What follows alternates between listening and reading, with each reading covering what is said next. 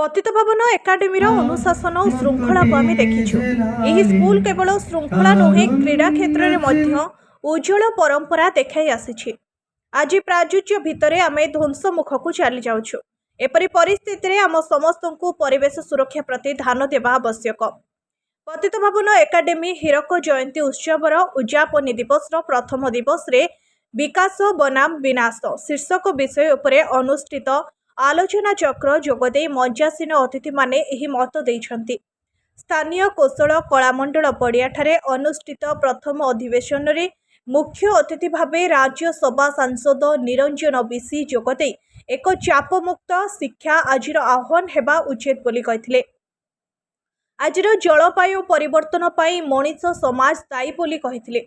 सभारे सम्मानित अतिथि भावे वरिष्ठ सांबादिक अरविंद दास जोग देथिबा बेले मुख्य वक्ता भाव भीमासार पूर्वतन अध्यक्ष अश्विन पूजारी मंचासीन रही स्कूल उन्नति दिगरे उभय शिक्षक और छात्र छात्री मानक गुरुत्वपूर्ण भूमिका रही बोली कहिथिले। ए अवसर में स्कूल किछि पूर्वतन शिक्षक और कर्मचारी उपढौकन प्रदान पूर्वक संबर्धित करा जायतिला। 2021 रु 2024 वर्ष मध्य इंग्राजी रे सर्वोच्च नंबर रखिथिबा छात्र छात्री मानकु स्कूल पुरातन छात्र कंसेल विश्वजित दास निज पिता स्मृति ट्रॉफी दे पुरस्कृत करथिले। पूर्वरे अनुष्ठित विभिन्न आंत स्कूल प्रतियोगितार कृति प्रतियोगी मानकु पुरस्कृत करा जायतिला।